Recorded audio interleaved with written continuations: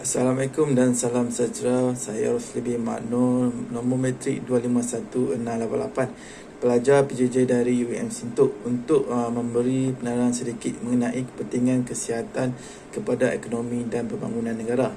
Kita mula dahulu dengan pengenalan. Isu kesihatan telah menjadi pelbagai rentetan yang berangkai sehingga mampu memberi implikasi terhadap aspek sosial, ekonomi dan politik sesebuah negara. Berbagai kesan dihadapi ungkara pandemik COVID-19. Antara industri yang terkesan ialah sektor ekonomi, perindustrian, pelancongan dan sektor kesihatan.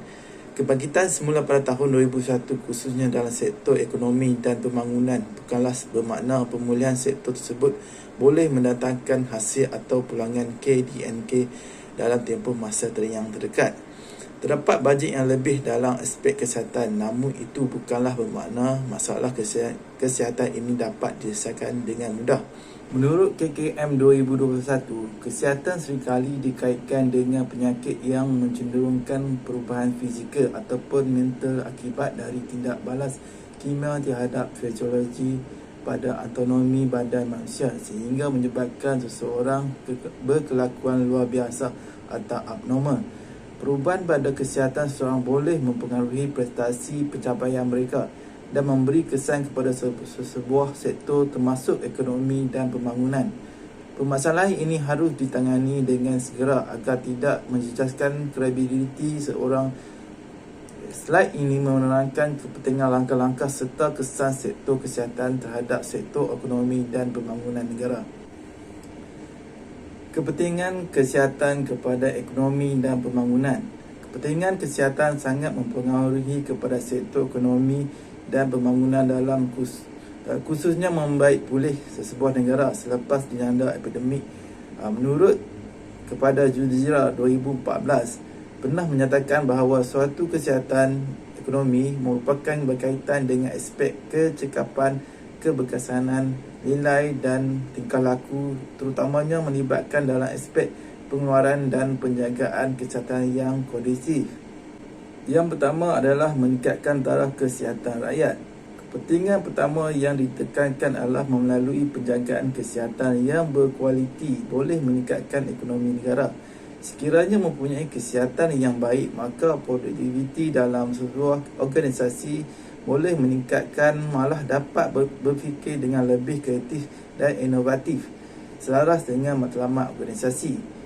Kita dapat lihat apabila negara yang pernah dilanda masalah kesihatan menyebabkan pengurangan dan halangan kepada kemajuan ekonomi. Sebagai contoh, jangkitan penyakit AIDS di Afrika dalam kalangan pekerja muda menyebabkan kerejatan sektor ekonomi sehingga menyebabkan pengambilan semula pekerja dalam kalangan warga tua hanya terhad kepada sektor-sektor terpilih seperti pejabat sahaja. Kepentingan yang kedua adalah kepekaan terhadap taraf kesihatan. Kepekaan terhadap taraf kesihatan rakyat agar ditambah baik dan ditingkatkan. Hal ini kerap berlaku di negara-negara yang sedang membangun seperti Malaysia. Apabila sebelum kehadiran pandemik, isu kesihatan lebih dijuruskan kepada penyakit-penyakit kritikal sahaja. Malah semasa pandemik berlaku, terdapat segelintir yang bukan sahaja tidak mempunyai insurans untuk pembiayaan masalah kesihatan, sebaliknya sanggup menahan kesakitan yang dialami demi menyimpan tabungan persekolahan anak-anak. Oleh hal demikian, pihak kerajaan peka dalam permasalahan tersebut dengan mewujudkan inisiatif seperti Pertubuhan Keselamatan Pekerja dan Sosial (PKSO). Pada tahun 2020 telah mewujudkan skim bantuan kesihatan kepada golongan pekerja swasta yang mengalami masalah kesihatan termasuk COVID-19. Kepentingan yang ketiga adalah menjadikan negara Malaysia sebagai hub perubatan. Malaysia dapat dijadikan sebagai hub perubatan khususnya melibatkan beberapa kajian secara terperinci semasa menghadapi masalah pandemik. Malaysia telah dijadikan hub perubatan dengan beberapa kajian terpilih untuk dikaji keberkesanan, termasuk juga dengan eksperimentasi vaksin. Malah pihak World Health Organization WHO telah mengiktiraf Malaysia sebagai negara yang mendapat rawatan perubatan terbaik dunia dengan penawaran perkhidmatan, kemudahan kesihatan yang canggih, kehadiran golongan profesional terbaik, tiada halangan bahasa, perkhidmatan segera dan sebagainya. Ini dapat menarik pelabur untuk membina kerjasama dalam pelbagai sektor seperti perindustrian yang dapat menjana ekonomi negara. Malah dengan menjadikan hab perubatan dapat meningkatkan teknologi perubatan yang menjadi satu bentuk mekanisme kepada kehadiran lebih banyak pelabur serta mendapat perkhidmatan kesihatan di Malaysia. Sebagai contoh, teknologi dari Jerman telah menjadikan Institut Jantung Negara IJN sebagai induk perintis pada perubatan dalam bahagian pembedahan jantung atau bypass yang terkenal di mata dunia. Kepentingan keempat adalah mengurangkan masalah penyakit berjangkit. Mengurangkan penyakit berjangkit di Malaysia dengan mengambil beberapa pengajaran dan menambahbaikkan pertuturan pengurusan yang berkaitan, membolehkan sistem kesihatan dapat diolah dengan lebih baik dan bersistematik. Contoh dari pendekatan tersebut telah dilaksanakan oleh sistem kesihatan dengan pengesanan awal jangkitan virus mutasi dari COVID-19 iaitu Omicron yang telah berada dalam Malaysia baru-baru ini. Demi mengelak penularan berlaku, perancangan secara sistematik dan melakukan kuarantin pemantauan bersepadu dalam beberapa aspek termasuk sejarah pengidap dilakukan dengan lebih terperinci. Hal ini dilakukan agar tiada lagi penutupan atau perintah kawalan pergerakan diperketatkan PKPD seperti yang pernah berlaku sebelum ini, sehingga menjejakkan sektor ekonomi khususnya yang terlibat dalam perindustrian, pembuatan dan sebagainya. Kepentingan yang kelima adalah menarik pelancong asing ke Malaysia. Menarik pelancong asing dapat menjana sektor ekonomi dan pembangunan sekiranya permasalahan kesihatan ini dapat diselesaikan. Ini akan memberi keyakinan para pelancong untuk melawati Malaysia. Hal ini dapat meningkatkan sektor ekonomi secara tidak langsung.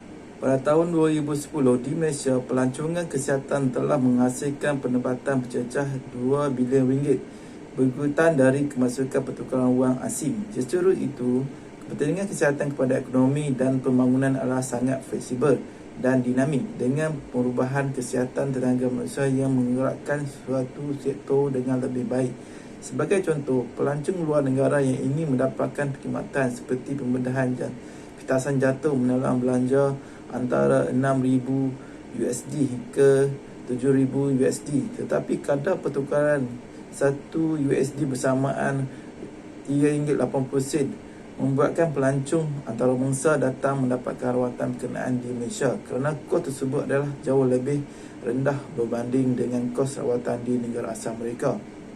Isu yang kedua adalah kesan daripada kegagalan sektor kesihatan negara. Sektor kesihatan merupakan aspek yang terpenting dalam memastikan konsistensi terhadap produktiviti sesebuah organisasi. Oleh hal yang demikian, sektor kesihatan tidak seharusnya rebah khususnya dalam situasi gestil yang pernah berlaku pada tahun 2020. Berikut adalah kesan daripada kegagalan sektor kesihatan negara. Yang pertama adalah menyebabkan rakyat susah mendapatkan rawatan. Kesukaran rakyat untuk mendapatkan rawatan dan bekalan ubatan yang mencukupi atas beberapa faktor seperti demografi khususnya bagi golongan warga tua yang memerlukan bantuan dan perkhidmatan tersebut. Dengan mengambil contoh yang pernah berlaku di Sabah dan Sarawak, kedudukan rumah yang berjauhan dengan bantuan pusat kesihatan sehingga memerlukan bantuan pengangkutan air menyebabkan kematian warga emas akibat dari kelewatan mendapatkan rawatan. Kegagalan ini boleh merendahkan kredibiliti sistem pengurusan kesihatan yang boleh memberi gambaran negatif kepada negara kelak. Yang kedua adalah peningkatan kematian kerana kekurangan alatan atau ubatan. Kesan peningkatan kadar kematian kerana kekurangan dan bantuan alatan. Situasi masalah ini lebih didominasi oleh negara-negara yang berpendapatan rendah apabila kurang berkemampuan untuk mendapatkan teknologi yang membantu menyempurnakan sesuatu pembedahan ataupun perkhidmatan perawatan yang lebih baik. Sebagai contoh, kadar kematian yang berlaku di Afrika akibat dari jangkitan penyakit edema atau turut dikenali sebagai penyakit utut yang menjangkiti masyarakat di negara tersebut sekitar tahun 2019, menyebabkan ratusan rakyat telah meninggal dunia. Malah kajian yang dilakukan oleh Pertubuhan Kesihatan Sedunia WHO telah menjelaskan situasi berlaku kerana kekurangan alatan pembedahan segera dan kualiti terhadap sanitasi di hospital yang tidak mencukupi, sehingga mengakibatkan banyak nyawa yang terancam. Berikut isu ini membuatkan permasalahan ini telah dipandang serius oleh banyak negara sebagai satu pengajaran dalam penyiasatan lebih baik. Ia mampu memperluaskan kepada sektor ekonomi sekaligus menjana pembangunan sosial yang lebih optimis. Contohnya di Malaysia sendiri, bagi subsektor kesihatan swasta seperti Kumpulan Perubatan Johor KPJ menggunakan evolusi subsektor di bawah kredibilitasi dan dilengkapi dengan kemudahan teknologi terkini. Malah pada tahun 2004 hingga 2006, peningkatan produktiviti hospital swasta sebanyak 18.4% dengan kemudahan teknologi baru di bawah ciptaan ICT luar negara, sekaligus menjadi pemancu utama ke arah sektor ekonomi dan pembangunan negara. Kesan ketiga adalah kadar masalah kesihatan mental meningkat. Berlaku kekurangan doktor pakar disebabkan oleh faktor tiada pendapatan dan peruntukan disebabkan pengurusan sistem kesihatan yang gagal. Antaranya adalah kekurangan doktor bukanlah disebabkan oleh kurangnya populasi pelajar yang mengambil jurusan kedoktoran di universiti awam atau swasta. Sebaliknya, kawasan pendapatan yang sangat terhad. Malah isu pendapatan bagi seseorang doktor turut menjadi pertikaian yang dikritik sebagai tidak berbaloi dengan kerja yang diberikan. Oleh itu, kesan ini boleh mengakibatkan keruntuhan sistem kesihatan yang boleh memberi impak negatif kepada sistem ekonomi negara. Sistem ekonomi yang baik membolehkan pihak kerajaan memperuntukkan sebanyak 300,000 juta dalam rancangan Malaysia ke-9 kepada Kementerian Kesihatan untuk anggota perkhidmatan kesihatan seperti doktor dalam memastikan mereka berkhidmat dengan lebih baik, terutamanya dalam aspek pengagihan kerja lebih masa yang seimbang, latihan khusus yang berkaitan dan sebagainya. Keseimbangan ibarat timbal balik dalam pengurusan yang lebih bersistematik terhadap sistem kesihatan memberi implikasi yang positif kepada sistem ekonomi yang boleh menjana pembangunan negara dan pemulangan hasil keuangan boleh diperuntukkan kepada kemudahan dalam sistem kesihatan dan mengelak mereka dari tertekan emosi dan fizikal. Kesan keempat adalah berlaku kekurangan doktor pakar dan kekurangan fasiliti. Kekurangan doktor dan masalah kekurangan fasiliti serta bekalan ubat-ubatan mengakibatkan pesakit menjadi tertekan, malah terpaksa menanggung penderitaan kesakitan yang mereka alami. Hal ini akan menyebabkan emosi dan tekanan yang melampau kepada pesakit secara mental. Situasi ini turut boleh terjadi kepada golongan anggota perkhidmatan kesihatan apabila desakan kerja yang melampau dengan kekurangan kaki tangan mengakibatkan kerja berada dalam keadaan tertekan. Kecenderungan untuk mengalami kemurungan ataupun memberontak amat tinggi, sehingga boleh menjejaskan prestasi kerja mereka, menyebabkan khidmatan yang diberikan oleh mereka kepada orang lain, khususnya pekerja yang menjana sektor ekonomi amat terkesan.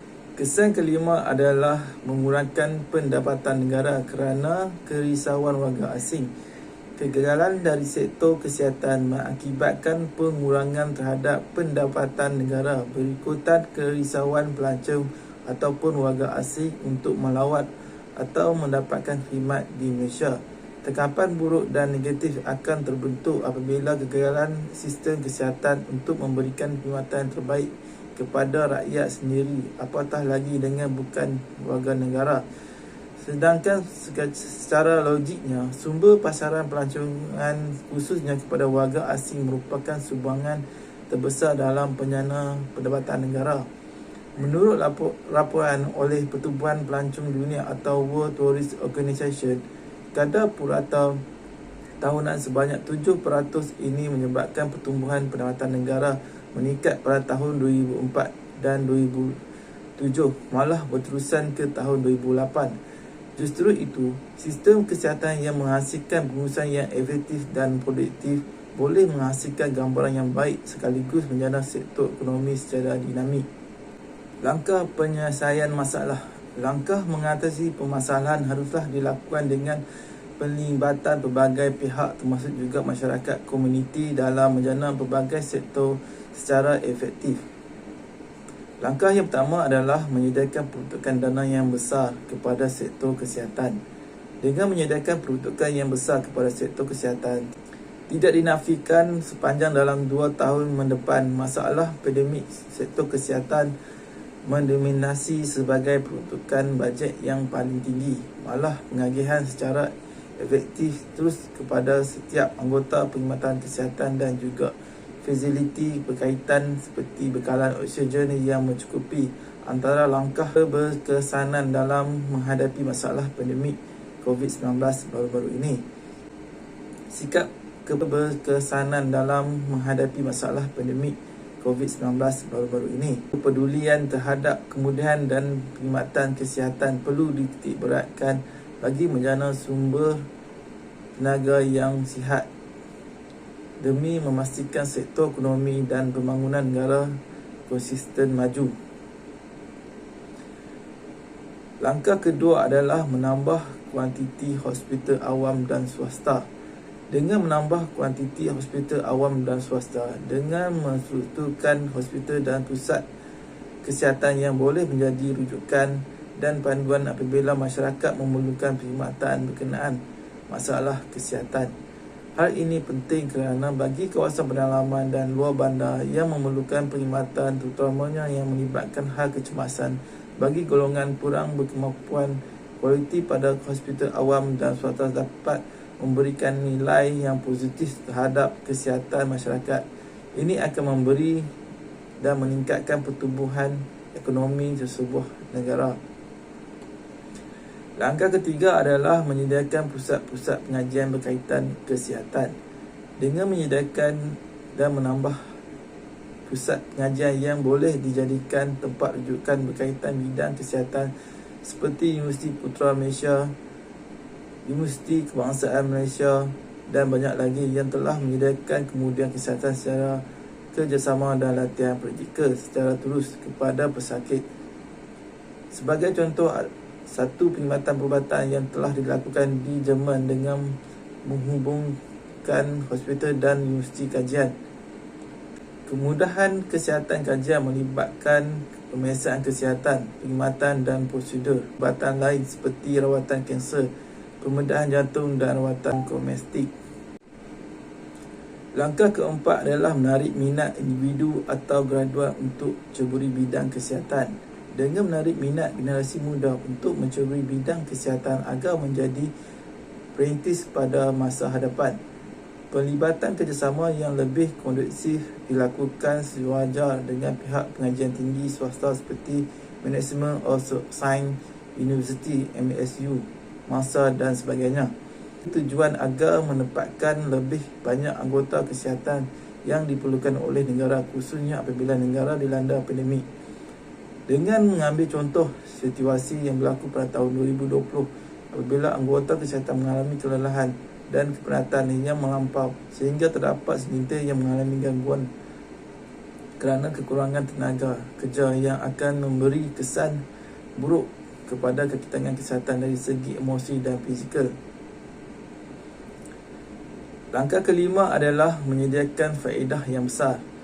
Dengan menyediakan faedah yang besar kepada anggota perkhidmatan kesihatan khususnya para doktor, tidak dinafikan bahawa pendapatan bagi seorang doktor yang baru graduasi di sektor kerajaan adalah lebih rendah berbanding dengan perkhidmatan di sektor swasta. Namun dengan dorongan seperti allowance tambahan, cuti khas dan sebagainya boleh mencenderungkan untuk lebih ramai lagi berkhidmat dalam sektor ini. Bukan sahaja kepada golongan profesional kedoktoran, malah kepada golongan sokongan juga seperti jurawat, pembantu farmasi dan penolong pegawai perubatan. Kesimpulannya, secara amnya kesihatan memberi kepentingan yang sangat penting kepada sektor ekonomi dan pembangunan kepada kemajuan sebuah negara. Namun kegagalan sistem kesihatan ini boleh memberi kesan yang sangat bahaya dan boleh meruntuhkan sistem berkaitan yang menjana pertumbuhan ekonomi negara. Oleh hal yang demikian, langkah yang lebih strategik dan bersistematik perlu direncana sebaik mungkin agar menjadi sepadan sebelum kemasalahan berlaku dalam sistem kesihatan yang sekaligus boleh merupakan sistem ekonomi dan pembangunan negara. Oleh itu, kesempatan yang lebih idealistik dan realistik dalam menyatu padukan kerjasama rakyat agar dapat menjadikan negara ke arah yang lebih optimis sentiasa. Sekian, terima kasih.